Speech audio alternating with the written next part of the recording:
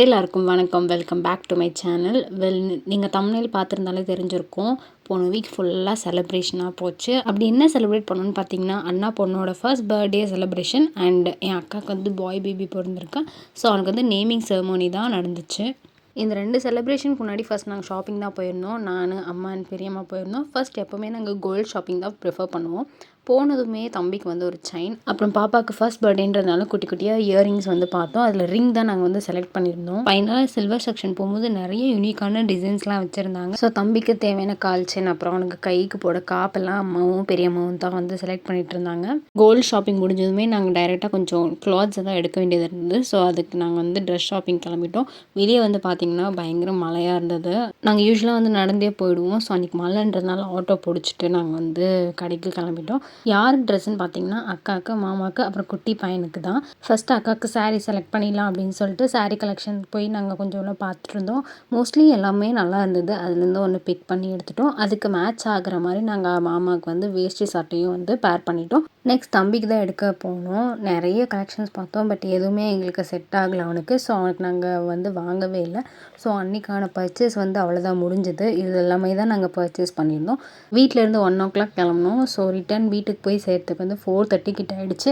நாங்கள் வீட்டுக்கு போகிற டைம் வந்து மழை எல்லாமே ஸ்டாப் ஆகிடுச்சு. கிளைமேட் வந்து ரொம்ப சூப்பராக இருந்தது. வெயிலும் இல்லாமல் மழையும் இல்லாமல் ஒரு மாதிரி ப்ளசண்ட்டாக இருந்தது. ஸோ நான் வந்து ஜாலியாக என்ஜாய் பண்ணிட்டு வந்தேன். இந்த 2 தான் நாங்கள் வந்து வாங்கியிருந்தோம். இதோட ப்ரைஸ் வந்து வேஷ்டி சட்டை வந்து ஒரு 2000க்குள்ளேயே முடிஞ்சிடுச்சு. சாரியோட ப்ரைஸுமே எனக்கு கொஞ்சம் ரொம்ப அஃபோர்டபுளாக தான் தெரிஞ்சுது. அரௌண்ட் 3000 கிட்ட தான் ஆச்சு. டோட்டலாக ஒரு 4000 ஆர் 5000 கிட்ட தான் வந்து பில்லிங்கே ஆச்சு. ஸோ ரொம்ப டயர்டாக ஃபீல் பண்ணதுனால அப்போ தான் வந்து பாட்டி வந்து ஸ்வீட்ஸ் எல்லாம் எல்லாருக்குமே கொடுத்துட்ருந்தாங்க.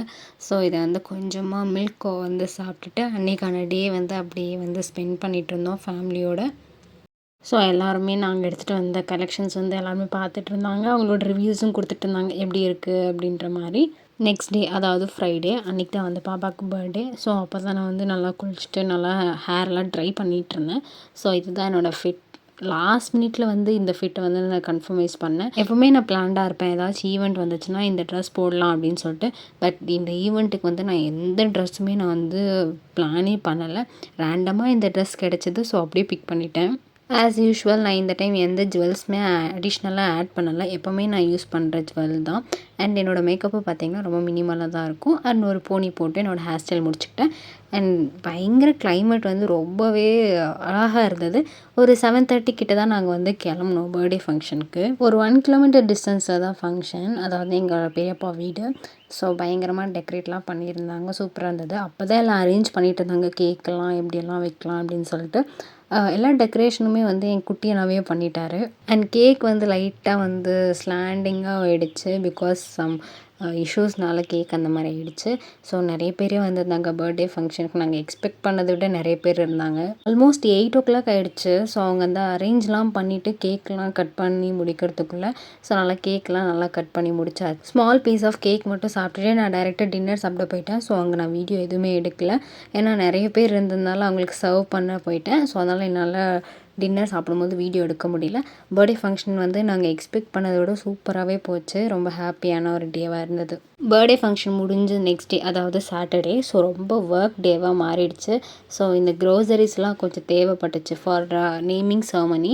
ஸோ அதுக்காக நானே தான் ஃபுல்லாக அந்த ஒர்க்லாம் பண்ணிகிட்டு இருந்தேன். முடிச்சதுமே வீட்டுக்கு வந்தோடனே கொஞ்சம் க்ளீனிங் ஒர்க்லாம் இருந்தது. ஸோ அம்மாவுக்கு குட்டி குட்டியாக ஹெல்ப் பண்ணிகிட்டு இருந்தேன். அப்போ தான் இந்த ஃபோட்டோ வந்து நான் வந்து க்ளீன் பண்ணேன். இதுதான் எங்களோட ஃபேமிலி. ஒரு 1 இயர் பிஃபோர் திருப்பதியில் எடுத்த பிக்சர் அது.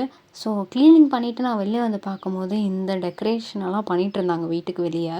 அன்றைக்கி வந்து ரொம்ப பிஸியாக போயிடுச்சு. இது வந்து நெக்ஸ்ட் டே ஆக்சுவல் த நேமிங் செரமனி அந்த டே. ஃபுல் அவுட்ஃபிட் நான் காட்டலை. உங்களுக்கு ஏதாச்சும் அந்த அவுட்ஃபிட்டில் ஏதாவது டீட்டெயிலிங் வேணும்னா நீங்கள் கமெண்ட்டில் சொன்னீங்கன்னா கண்டிப்பாக நான் ஒரு ரீஸ்டைலிங் பண்ணி அந்த வீடியோ உங்களுக்கு நான் ஷேர் பண்ணுறேன். ஸோ நேமிங் செரமனிக்கு தேவையான வந்து தொட்டில் தான். தொட்டில் வந்து எங்கள் ரிலேட்டிவ்ஸ் தான் வந்து டெக்கரேட் பண்ணிகிட்டு இருந்தாங்க. தொட்டில் போகிறதுக்கு முன்னாடி கொஞ்சம் ரிச்சுவல்ஸ் எல்லாம் இருக்கும். ஸோ அதெல்லாமே தான் நடந்துகிட்டு இருந்தது. ஸோ தம்பியும் வந்துட்டான். அண்ட் ரிச்சுவல்ஸ்லாம் முடிஞ்சதுமே ஒரு டைமிங்குள்ளே தொட்டில் வந்து பாப்பா வந்து போட்டு விடணும் அப்படின்னு சொன்னதுனால சீக்கிரமாக வந்து பெரியம்மா வந்து ப்ரேயர்லாம் பண்ணிகிட்டு இருந்தாங்க. அப்புறம் அதுக்கு முன்னாடி ஏதோ ஒரு ஒரு ஃபன்னான ஒரு கேம் மாதிரிலாம் இருந்தது. ஃபஸ்ட்டு இந்த கல் தான் நம்ம வந்து தொட்டிலுக்குள்ளே வைக்கணும், அதுக்கப்புறம் தான் ஆக்சுவல் பேபியை போடணும்னு சொல்லிட்டு அதை வந்து ஃபன் பண்ணிகிட்ருந்தாங்க. அப்புறம் தம்பியை வந்து தொட்டிலில் போட்டதுமே அவன் பேரை வந்து சொன்னாங்க. 3 டைம்ஸ் அவன் காதில் சொன்னாங்க.